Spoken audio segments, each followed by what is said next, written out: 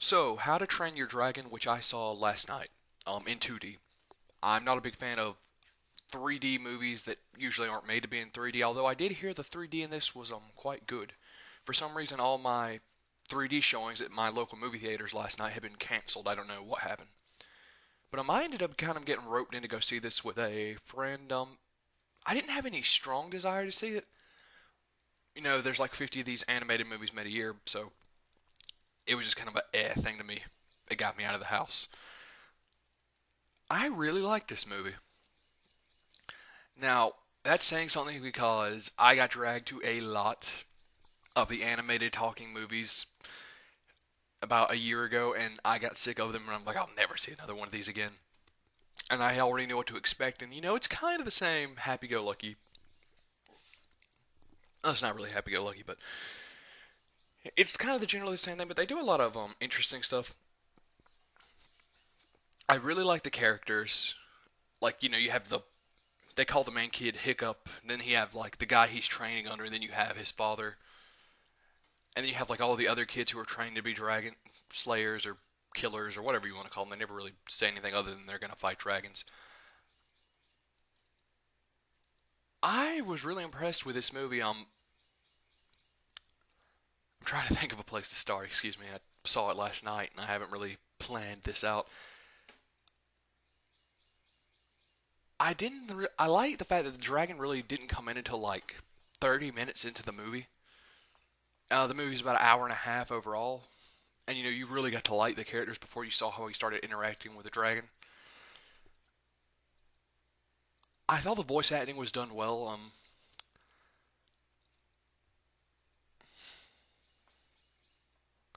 The only complaint I really had at all with this movie is that there's one part where he's flipping through the book and he's seeing all these like different types of dragons and they're explaining them in detail and there's pictures of them. And then at the end when they find like the big nest of like 1,000 dragons, there's the same like 5 or 6 types that you've seen through the entire movie. And I just kind of felt like, why are you going to create them and put effort into them if they're obviously not here? I do think the 3D may have been a plus for this movie because there's a lot of scenes where the dragon's flying and there's a bunch of dragons flying around and all that may have added something, but to me I really just don't care. Like I don't intend to go see the movie again, but if I was ended up having to, I would try and see it in 3D. I really like the ending of this, which I won't spoil, but it kind of it's not a twist at all, but it's just kind of it's a little bit darker than you might imagine. I really didn't dig the whole like because the him and the Astrid chick, which if you watch the trailer you've seen, I'm not one of these people who just like instantly believes in the happy-go-lucky kids crap.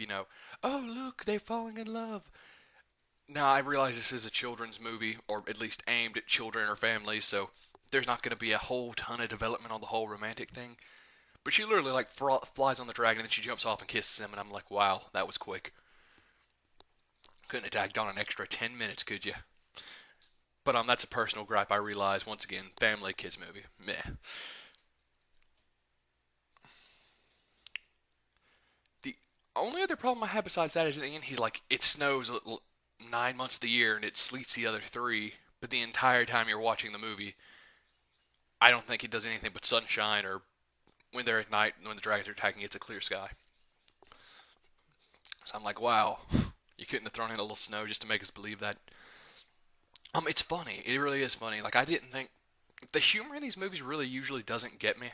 Like I saw the trailer and he's like, "Oh, there goes my undies." The attitude of the dragon is really what's so funny to me.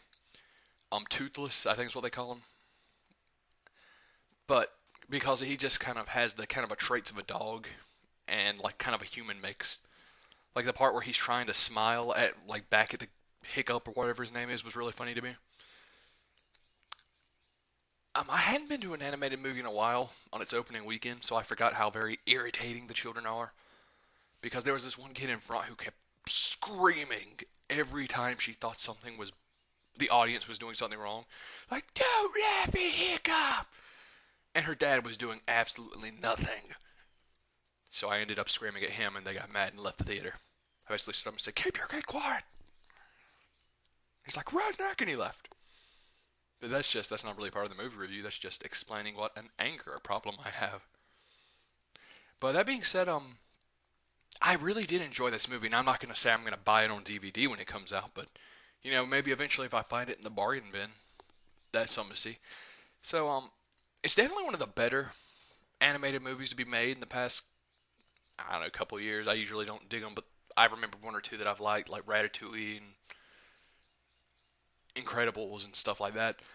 But that being said, I'm not going to say, rush out and see it, but if you have some free time one day, I might, stop by and catch it. And this is J Train, and I'll see you soon, YouTube.